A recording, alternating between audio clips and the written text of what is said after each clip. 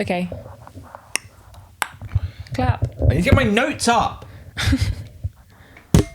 Oh, why did you do that? Oh, I thought it'd make a better noise when I hit the metal pin. Oh. Happy Monday, happy Wednesday, happy podcast day. Whatever day you're listening this up. Happy Tuesday, happy Wednesday, happy Thursday, happy Friday, happy Saturday. If you listen to this on a Saturday night, I'm most interested. If you listen to it on a Sunday morning, I think it's mellow. I think it's kind of having the come down, the friends around the house. Maybe you've been clubbing the night before. Yeah, I'd love to think of someone lying desperately hungover in bed on a Sunday morning and thinking, do you know what will make this better? You're on screen now. You're on screen now. The best. No, best is not in. Oh, yeah, no, best is definitive. Yeah. Yes, the cricket podcast in the world. The cricket podcast. The cricket podcast in the world. The best cricket podcast in the world. I'm Clara, you're Dan. I'm Dan. What's on the menu today? Nom. It's happened again. There's been everyone always says, right, and this is the monkey's paw curling. Okay. Oh, I don't know. Oh, I just wish cricket was more mainstream. I was watching ITV News yesterday and they were talking about Mr. Carse. How good is that? Like, we're making it onto the 6 o'clock news. We're hitting the airwaves as a sport. I have many questions, none really which pertain to like the actual investigation that I'm sure will happen and they'll decide what to do. But like, how are they finding clubs in Derby?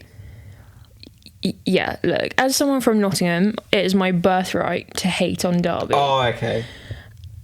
And I understand some people have to go to Derby, but you don't have to go out in Derby. No. And I'm also wondering, how can you where are you going? Because I've seen many Derby citizens on the internet express that being like, well, there's a Wetherspoons, but like realistically, like where are they clubbing? Where are you clubbing? Unless it's like Cambridge and they have a Danger Spoons, which is a Wetherspoons Times Club special. We had that in Watford, and then it went under. Taken into new ownership, I think, by like, maybe Slug and Lettuce took the... really going up in the world. You could go out in a Slug and Lettuce, I suppose. You could go out in a Slug and Lettuce. So maybe... It was called the Columbia Press, and, many special teen memories of mine were there. It was my first night out, was in that Danger Spoons. On the 22nd of May, I hope. No, because that was unfortunately during A-levels, Clara. Education serious.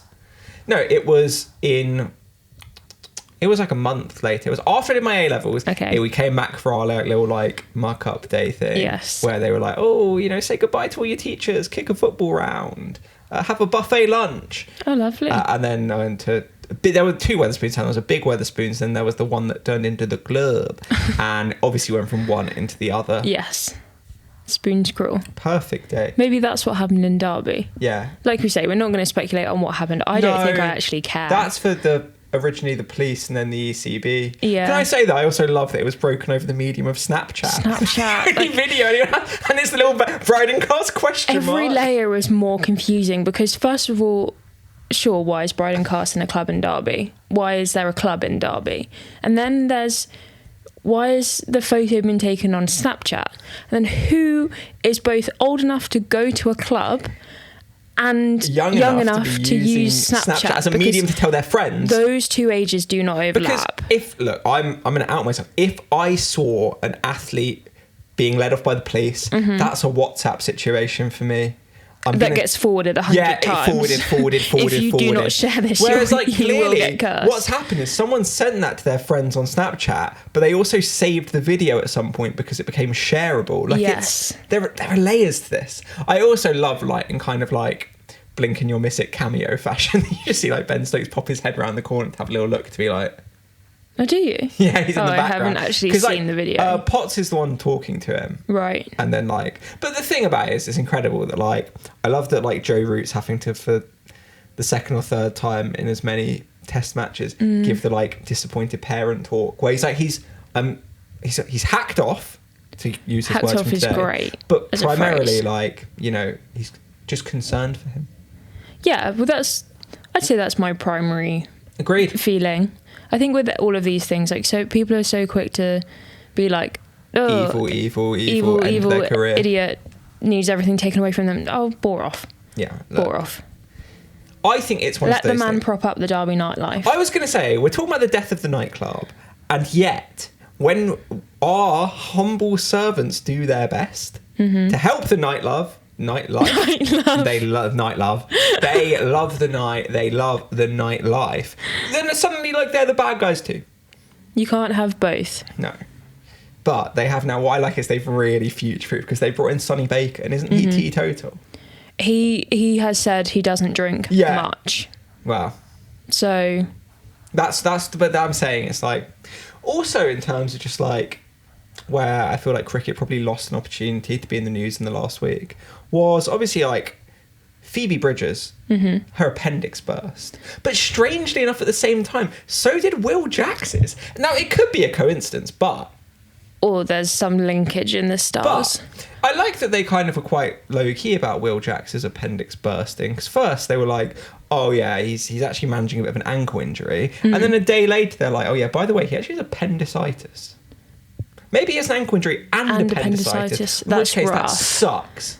I said this to you over text, but I love the fact that we are the perfect target audience for being concerned about both Phoebe Bridgers and Will Jax's welfare. Do you think Will Jax listened to the new Phoebe Bridgers album as he was wallowing in ankle and appendix-based pain? Maybe. There's a new Phoebe Bridgers album. Yes. Is there? Yeah. Wow. Guess what? What? She's not very happy about a lot of things. Oh, right. Yeah. Well, who is? How great would it be if she could do a 180, like the most like happy pop album? Pop well, that's album. sort of what was she not on that Moona song, Silk Chiffon? Yeah. And that's like super upbeat. Yeah. And I was like, this do you know my sounds favourite? really weird. And this is something I only really have thought about in the last week. Mm. And it's weird because we were talking about this before we came on air. No one. We're literally filming this ourselves. Right. I always think it's great that Phoebe Bridgers has a song on the Minions 2, The Rise of Gru soundtrack. Jack Antonoff produced that soundtrack. Oh, wow. Yeah, for a Minions film. Yeah, okay, well, whatever you've got to do to keep the bills coming, I guess. That there'll be like some small child discovering the power of like powerfully sad music, and they discover Phoebe Bridgers through the Minions 2 soundtrack. Look, however you get to Phoebe Bridgers is probably the way that you're meant to get to Phoebe Bridgers. Yes. And I think there is something beautiful in someone going, I discovered Phoebe Bridgers via the Minions 2 movie. Like a Phoebe Bridgers over troubled water. Yeah. I do think all of this as well, to go back to the England thing, ignores the fact that everyone should be happy because they actually won a test match. Yeah. They really well as well. They absolutely boffed a test match. Boffed Pakistan. But I do like now that we have to think that whenever England beat a team too easily, everyone in the media dooms and they're like, Test cricket's in a bad way. I mean, poor little Pakistan. I remember 2 years ago, it was like, oh, the West Indies. Like, what state is the world game in? But equally, if England lose too comprehensively to a team, then also Test cricket is dead and it's all suffering. Yeah. And I'm like, what is the Goldilocks loss? Is it... Are England allowed to lose to New Zealand and maybe South Africa? And that's like an acceptable window of... Fair enough, we can't patronise them in the way that we do Pakistan and the West Indies, but we also can't talk about them in the kind of like, oh, they're the greatest team in the world way, and the way that they all do with like Australia and India. Yeah, possibly. Who can England lose to? Everyone. Watch this space. Philosophically, who can England lose to? I wonder if people are looking for a fifth day loss. I think that's some of it, like the money of losing or winning inside 2 days, was it? 2 and a bit, yeah. And it rained quite a lot. Like, that's probably what people are actually bothered about. Yeah. Well, it's the same with Australia beating Bangladesh in 2 days, a week after they lost to Bangladesh, and they all should get put down. Who? All the every Australia player, basically, for daring to lose to Bangladesh at home. God, sport is horrid. Yeah. Sport's actually grim. People are crazy. That's what I've decided this week. Because I've seen so much just boring slobber and slop about the no Ashes test in the north. No Ashes test in the north. And it's all coming from middle-aged men, unsurprisingly. Are you calling former Ben Stokes a middle-aged man? No, this isn't about anyone in particular, but if the shoe fits, people are so welcome to wear it. But I'm just hearing, what I'm going to describe as moaning. And I'm so fine with that. About there being no Ashes test in the North. And there's always like the tiniest subsection at the end of whatever spiel they're spieling where they go, oh, well, there's a women's test. Yeah. But what you've said is there's no Ashes test in the North, and 99.9% of your moaning has been about the fact that there's no Ashes test in the North. So it doesn't really help when you then go, oh, well, there's a women's test. Yes. Because is a women's Ashes test not an Ashes test? Play the game at home, everyone. Well, it's also crazy because a lot of it was happening on broadcasters like Sky, and it's like, sorry, but if there's anyone in the world who would want to big up any test in the Ashes as an Ashes test, you're the ones trying to flog it to people. The concept of being like, we are going to show this, but we are also going to spend the whole year beforehand being like, oh, it's not a real Ashes test, is like crazy to me. And I think it's so disappointing after the summer of women's cricket that we've had. Yes. We've literally hosted a women's T20 World Cup, and it's been the biggest World Lost Cup in the final too. Ever. Yeah, England got sack it all off because they got to a final and lost. Wrap it up. Yeah, oh, that's they're how not it good works. enough. But that's what it feels like. Yeah. And it's, look, I completely understand the argument that not having a men's test in the North does have financial implications on the clubs that don't get them. And also it's just like dull. It's dull. There's, yes, having 2 London tests and no men's test in the North is unbalanced geographically. Yes. You want both products to be available to everyone in the UK, but to go, there's 2 in the South, there's 2 in the South, there's nothing in the North. There is something in the North, and I think people are being so obtuse, and it's actually bothering me. They should be encouraged to actually go and watch that one. Yes. I know it sounds like there is Ashes cricket in the North. Go and watch it. Yeah, go and watch it. Like, I don't understand. Am I missing something completely obvious, or do people just actually hate women? No, but it kind of... Well, yes, actually, well, yeah. That's literally... Because I think you were saying it when I made my, funny, obviously, about England not winning the World Cup, so we should pack it all up. There is always a lingering tone that unless they are the best team in the world and they, trounce every team, that their existence is kind of brought into question. It's like, well, if they're not doing this, what's the point? And I do think it's really funny because the people who talk about test cricket and the sanctity of test cricket never really seem to extend that to women playing it, because they always go on about, oh, the men should just play a million tests a year and sack off all of the white ball nonsense. But they only care really about England playing home tests. Yeah. They couldn't care less about England going and playing tests in Bangladesh. They couldn't care less about half-time England hosting teams that they deem aren't good enough to. People throw up a hissy fit whenever they have a summer, 2 years ago, where they play the West Indies and Sri Lanka because they're like, oh, it's not good enough. And then it's the same with women. It's like, they're never then arguing that women should have a red ball structure in place so they can play more test matches. Their simple view is the only thing they actually care about is really the Ashes and playing India. Yeah, and you've got Ashes cricket. Yeah. That I really can't wrap my head around the phrase there's no Ashes cricket. I have no issue with complaining about the fact there's no men's Ashes cricket. Yes. That's a completely separate argument. But to be so, to reduce it down to there being no Ashes cricket, it's unbelievable that there's a set of home Ashes tests. Am I going to go to any of them? Probably not. Yeah. But that's fine. I'm probably not going to go up to Yorkshire to watch, but that's fine. People in Yorkshire can watch. Yes. And the surrounding area. Yeah. Anyway. But I also... this is into such, dangerous footing here. But I think I'm brave enough to go okay. there. It does always blow my mind, though, speaking of, hopefully people will go and watch it. The differences in attendances for the women's games in the 100 are different grounds. Yeah. You can, I think, notice palpable differences in places which clearly people make a little bit more of an effort to be there for the women's game. Cough, cough, London. Yeah. Than most of the other grounds. Yeah, I think BBC did the numbers on the men's and women's. And I want to say that Old Trafford had the lowest women's attendance. I shrug my shoulders because can't pretend to know everything about the ticketing and the plans and whatever boring stuff you have to do to work out who gets what test. But at the end of the day, it's just reductive to say that there's no Ashes test in the north. There is. There is. There's no getting around that. No. I also think, as an aside, I think, where am I going with this? In a way that doesn't sound terribly inflammatory. Oh God. Digital footprints. I think people, when they talk about scheduling and who has what, ignore the fact that often the counties can say, we don't want to host a test this summer, we'd rather essentially get a fallow payment. That's a thing that happens. Sometimes the counties say, no, we're good, we'd rather not host one this year and you can just pay us instead.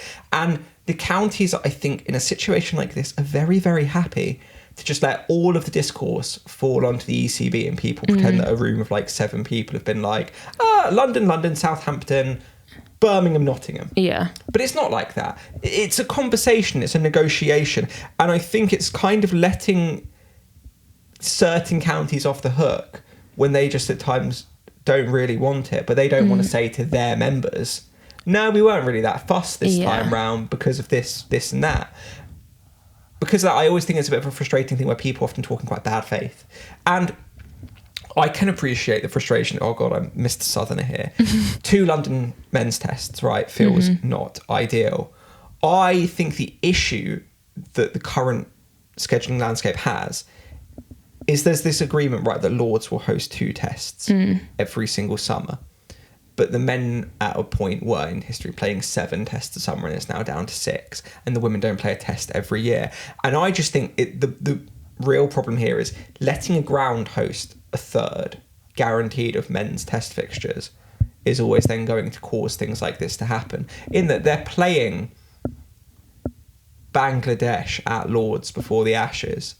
Well, obviously it wouldn't be an Ashes test, but they could have easily given a men's test in that match to either to somewhere up north or Headingley. And again, it's complicated because they might turn around and say, but we don't want that because we don't think we can sell tickets for it. And often it's in London as well because it's easier to sell tickets to a highly densely populated and diverse population with more money than the rest of the country. Well, there is that. Like, you have the historicalness of having a test at Lords. And even in the Oval, because it's like the birthplace of the Ashes. Right. It's like, I don't think, like, not having an Ashes test there because of that would feel really weird. Yeah, and it's sort of unfortunate but completely predictable that they'll sell their tickets. Of course they will. Yeah. Because also, like, if you go back to, the 100 and the Ashes are completely different ends of the cricket spectrum, but they still reflect a sort of general appetite towards cricket in the area. Yeah. And they are going to be busy. They are going to be full. Like, I would be... Obviously, both tests are going to sell out. Yeah. That's a guarantee. But can you say that about... Old Trafford. It's always the one. Maybe for a men's test, but definitely not a women's. I also think that actually, talking about this now, I think the solution, and this is one that they simply just have to accept, is Lords, when they have their calculus of they have to have 2 tests, it doesn't include women's tests, because this year they're hosting 3 tests, because they had England-India, as well as England-Pakistan and England-New Zealand. But the simple answer is to turn around and say, yeah, you can have 2 tests, you can have a women's test as well. I think it's not I think it's crazy that you're allowed to have this kind of quiet assumption again that a women's test doesn't quite count for the same. So because of that, you can have, it's 2 men's tests, maybe a women's one if you fancy it. When it's like, no, if you want to host 2 tests, men's test, women's test, it's obvious. Yeah, I think that's one of the reasons I think people just don't like engaging with cricket, is because literally everything else in the world, there's still such a big difference between the public perception of the men's and the women's game. Yeah. It's nowhere near where we're at with the WSL or the WNBA. Like, it just doesn't have, like, to put it really simply, I just don't think it has the respect it deserves. People still view it as adjacent to, like, semi-pro. People talk about them like, well, they're that. And also the people in cricket and outside of it would probably quite fairly say that it does still feel like a middle-aged man's club. Yeah. And that's not me accusing it of being that. That is me, I think, just calling a spade a spade. Yeah. And there's so many people doing amazing work. Look at everyone who worked on the Women's T20 World Cup. They put in an absolutely unbelievable effort to unbelievable results.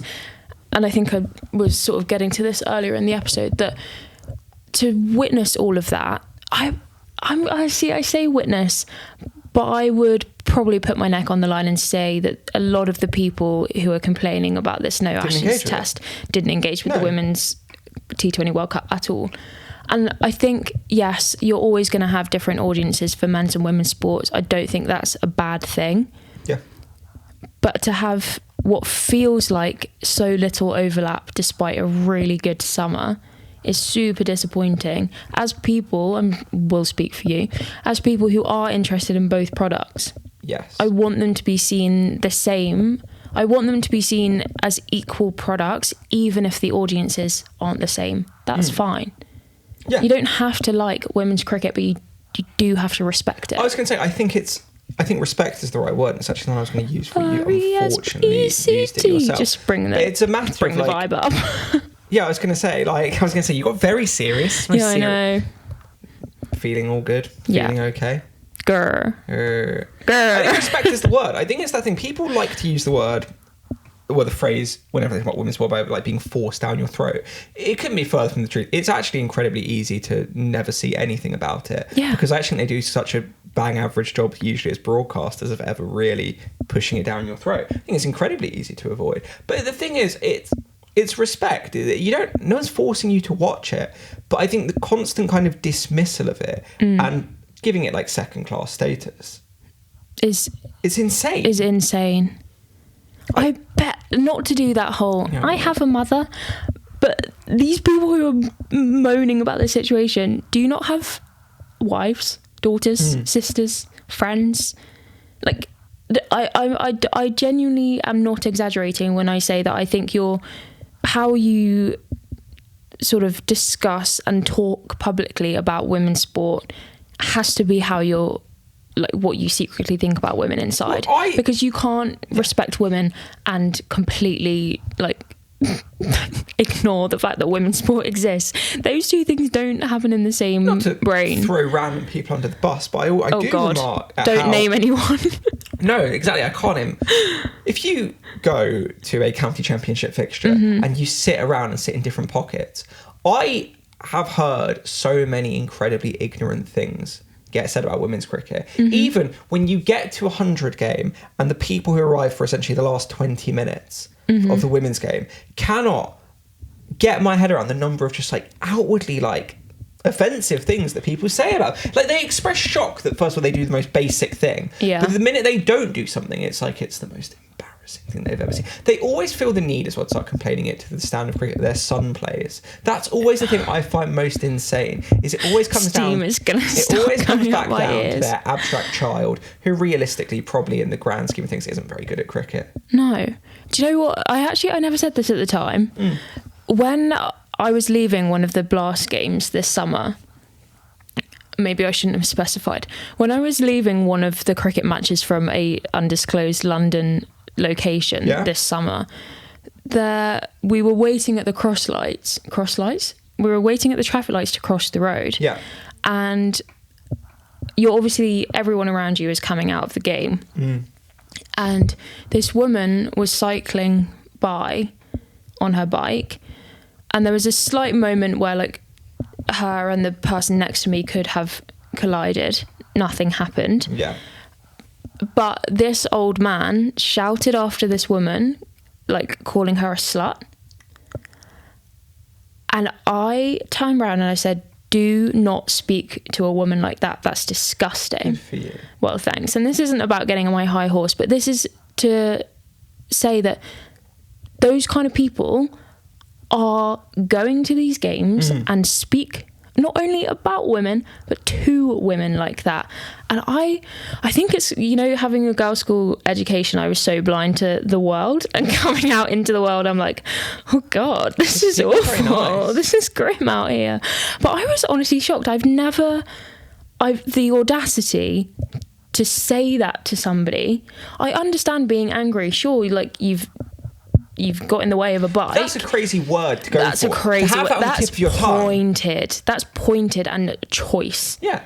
And honestly, I don't think, in terms of like traffic-based insults, that's not a word that you're immediately going to. Like, that is... He's called her that because she's a woman. Yeah. And that's disgusting. And I think I know our audience is no one like that. But if you know someone like that, please tell them to shut the hell up. Yeah. That's my homework today. Just go and tell someone to shut the hell up. Anti-sexism. Yeah, please. But like... That's the world that we're in. Those are the people, though, who will just say stuff about women's cricket. His wife was right next to him. I was like, what the hell? That's it. There's just always a massive detachment, isn't it? Because I just don't view any of these people as actual people.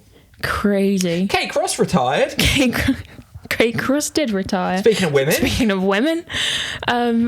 Yeah, look, I don't know what we do anymore. What's the point? We've lost Alyssa Healy. We've lost Kate Cross.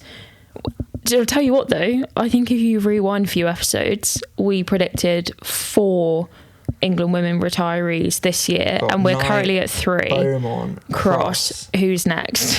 It's got to be one of you. It's got to be one of you. Not going to name names. No, but I'm thinking of a few. I got a couple. I'm joking. I'm not. But what? Oh, that's something else I'd like to talk to you about, because I often think about that this noise wasn't real. Doing internet cricket stuff. Because of that, and because so many people cannot speak about women's sport in a tone that is anywhere between outright vitriol and then the most like overly earnest and twee like, "Gah, look how far we've come." It's so important that people become normal about joking about them being bad, as opposed to being red in the face about them being bad. Yeah. When England men are bad, there are enough people. Look, there are plenty of people who get like genuinely emotionally unsettled. Which I will never understand. But there are loads of people who just think it's funny and think, "Oh, this is." People aren't very good. It's just a game. It's just a game. Whether it's the men or the women, it is just a game. And it's the inability people have sometimes to ever just like find it funny, as opposed to being like, "Well, what's the point? Why do they even play?" Yeah, how are you getting there? Do you do that with your Saturday club team? If you haven't, people probably do actually. They probably go, "I might sack this all off." But the point still stands. Just because you have one bad day, they would never in the Premier League say, "Okay, hey, I've been paying attention. Hull losing to Manchester United on their opening game." That's what I meant. Manchester United losing to Hull in their first game. I had the information, it just came out in the wrong order. Presentation. Anyway, you're not going to say, "Oh, been off the whole Premier League," are you? Probably should though. End it now. Is that no? Actually, don't end now, because Brighton's goal difference is better than Arsenal's. Give it a couple more weeks and then end it. Okay. I feel good about the Premier League this season, which is I can't believe it's already position. back. I know, how great. I mean, it makes no difference to my life whatsoever. It's inescapable, though, is the thing, in terms of the information. So I'll tell you what, that is getting shoved down my throat. Yeah, you can't avoid the Premier League. No, no matter how hard I try, I have no news notifications set on for football, and yet they land on my screen. I remember distinctly how upset you were at the World Cup squad game, oh my when the God. England World Cup squad got pushed through 3 times. 3 individual player notifications. I will not. Do you know what? I think I'm still angry about that. When did I ask? Look, but Cole Palmer wasn't in the squad. When did I ask? That was, to be fair, that is on a par with government the severe alert beeping in terms of just like, I'm not sure if this is. Yeah, I didn't ask for that. This is a bit direct. Yeah, I would rather have the government news bulletin than be told which individual. I think that's what. If it was one notification, that said at least Cole Palmer, players. whoever else it was, eliminated. Just omitted. Ejected. Redacted. From the World Cup squad. I would have gone, oh, okay, I kind of understand having a one article about the big news. The big news. That's fine. But 3 pieces of what's minuscule news in my head. Yeah. So actually maybe people can't turn off their notifications about women's sport because it doesn't work. Because I tried to turn them off about the Premier League, and yet here I am. I suppose you'll be wanting to sack off the county championship. County championship, I think, like Glastonbury has a fallow year. That's how this has been. To hark back to an episode that we did in April in this very abode. I said to you, all these previews keep saying, oh, Surrey will probably win it because they didn't win it last year. And I said, I don't think that's how it works. They can't take 20 wickets and they're just a bit weird. Well, here we are going to September and the bottom's looking a lot closer than the top. I was there on day one and I was like, this is great. You know, really skittle knots for sub 200. Can't go wrong for me. It went wrong. You're getting in an overseas player like from India under the guise of this guy's played a few times in the IPL, so surely in the county championship that means he'll magically be great. Not how it works, by the way. First baller, then he proceeds to naffle in the second innings as well. Ollie Pope getting 100 when they're 9 down and then still not being able to take his helmet off to properly celebrate it because they're 9 down and about 2 million runs behind. Sad. It hurt me in here. There's something very funny about Surrey having all these players in the England squad. And there is also a very real possibility that they're in Div 2 next season. It's sort of like Jenga, you know, when you get to near the end. Yes. And you've taken out too many pieces. Getting a little bit nervous. the next one that you take out could topple the whole thing. I think you can't... I simultaneously think people on the internet, whenever they sign a player, moan way too much. And the reality is they do lose a lot to England. But I'm also of the view on the other side. If you look at the 11 they were naming of Burns, Sibley, Pope, Folkes, Clark, Fisher, it's not Laws. This is a top quality 11 yeah. that fundamentally can't get any runs. And that's a huge... It's they don't have Dan Lawrence, who's been very good. But if you're missing one player and the house is falling down. Gus Atkinson's an interesting one because Gus Atkinson, I would politely say, don't think his best work in the last few years has ever come for Surrey. He does really well for England, but at the Oval and for Surrey, he's fine, but he's not spectacular. So no Lawrence and no Atkinson is bad, but it shouldn't be incapable of closing out. They just collapse now every single innings. What do you think is going on? Great question. Does it start at the top? Yes. They do not have... God, this is so actually earnestly crickety. Major issue is, obviously, you look at Burns and Sibley as in the champ, very strong partnership. The number of matches where they actually have a good opening stand feels very low. It feels like they are 1 down very early. Okay. They then have this weird rotating gaggle of players who bat at 3, in that sometimes it's been Patel, sometimes it's been Jamie Smith, Adam Thomas. Would have, in previous years been Ollie Pope, but since he got dropped from 3 at England, they now want to play him at 4 or 5 for Surrey, which I get because, it's his best role. But it's weird. And even though they bowled well in this match, most matches they've done a horrible job of getting 20 wickets, even really in the second innings. Well, not the second innings of this one. They're just nowhere near as threatening with the ball across the 4 days of a game as you need to be. Well, that is a good diagnosis. Yeah. So I just think it's a bit... Maybe poor form... Maybe just the kind of core of players that you got 3 titles out of and now need to have a freshen fallow up a year. little bit. Yeah. It happens. It's just such a fickle sport. That, and you don't get any annual leave. Right? Really. Not that you're working all the time, but... No. I think it must be really hard to annual leave. But if your head's not in it, yeah, you can't go on holiday. Build up so much, then... Not to be a sports psychologist, but surely you build up fear and resentment for the next time. And then if you do badly the next time, then that just builds up the fear and resentment for the next time. And then you're just going through a vicious cycle of going, oh, God, I hope I'm not crap today. Oh, man. Every run of bad batting form either ends in 2 ways, which is, there's a bruise. One is that... a bad run of batting form does end in there's a bruise. One, it almost never ends. And you look at Jason Roy or Aaron Finch, and it basically is just a slide that never stops and they never pick up. Or they just have to have one semi-lucky day where they get dropped about 3 times, but they get a big score and it's suddenly they're fine again. There's no beautiful way out of bad form. It's very rare that a player in bad form comes out and just plays flawlessly. So they're now essentially banking on, in one of their remaining fixtures, just one of those incredibly scratchy big innings. Someone has to do something huge, and a couple of others need to stop getting out almost instantly. Are they? Is relegation not a question? I'll pull the table up for you. Yeah, get the table up for me. I would say yes. Wow. Because they've got bad fixtures left. They have to play Somerset. They have to play Sussex, who have been really good. Glamorgan, yeah, they're 8th out of 10. Hampshire, I'd say are gone. Hampshire are in a rough spot, and it doesn't look to be getting any less rough.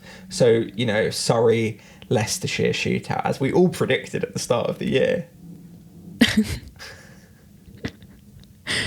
Yeah, that is an interesting. Oh, Notts again.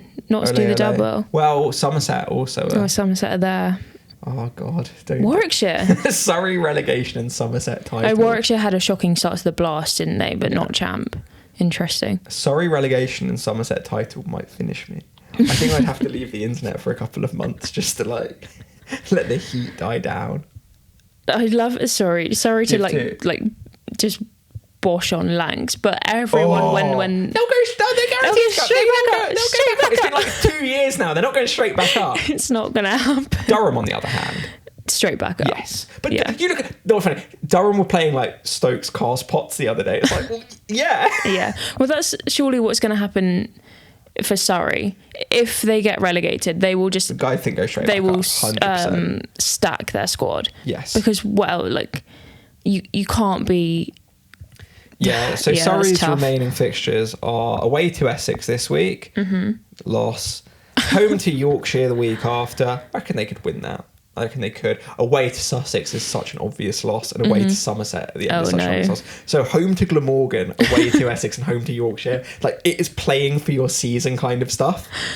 At least it's interesting. Yeah, no, I do think in a sick way, if they avoid, like Hampshire did last year, if they avoid relegation in the final stages, I'll feel great. Whereas if they just limp to 5th, I'd be like, this is quite sad. Right, yeah, but surely you'd rather they were 5th than 7th. But exactly. Technically, you would obviously rather be in 5th, but you don't get the endorphins, that chemical kick of it nearly happened, but we're fine. Yeah. Oh no, you would get relegated if you're 6. Oh, there's 8 and 8. 10 and 8. 10 and 8. Should be 6, 6, 6, but that's another matter. It's so simple. 3 divisions, 6 teams, 6 teams, 6 teams. You've then got promotion and relegation in 2. Relegation all 3, promotion all 2. Then they play 5 home, 5 away. It writes itself.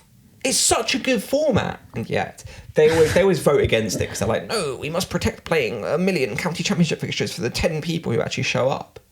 Oh, right. Bad in my view, not to be reductive, but it would be a higher quality if they played a few fewer matches. And also, I dislike the uniformity it created of them not playing every team home and away.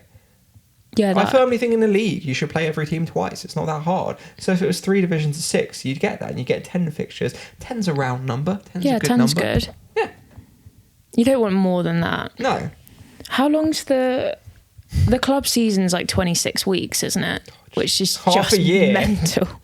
That's the thing. People talk a lot about seasonality in cricket and ignore the fact that, even in the professional game now, right? They're starting in April and ending deep into September. That's a long time. People who are the window's really short. What window are you looking out of? Well. 26 weeks is it did blow my mind that time. Australia playing home test cricket in August when this is oh yeah, that's their winter. This is their February, March. That really confuses me. Because they're disgustingly hot all the time. But still, I'm watching My Brilliant Career on Netflix. Have you seen it? No. I would really, really recommend it. It's really good. But it's set in Victorian Australia, which I've never seen anything. Crikey. Okay. I've never seen anything set in Victorian Australia. And one of the scenes is at New Year, and it's obviously summer sunny at New Year, and I when you get those really simple realizations that kind of make your head spin. I want to experience that. I want to go and experience everything trippy. Upside down. Seeing a Christmas tree in sunlight last year blew my mind. That is crazy. Genuinely there's a giant Christmas tree in front of me and I've got sun cream on. I guess saying that, I literally did spend Christmas Day in Bali. Yeah. So that is quite similar. But not similar enough. I want to do the proper full upside down. Yes, upside down Christmas. Upside down Christmas. Oh, but It was a tropical Christmas. It was tropical. Anyway, whatever. That's my recommendation of the week, is My Brilliant Career. Yeah. Do you have anything before we end? I've been listening to a lot of Blur lately. Okay.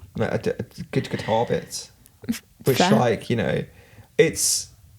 Music of the 90s is just, like, noisy and busy. And I think there's actually quite a lot of fun in that sometimes. So it's not more of a recommendation than just what's in my ears right now. Yeah.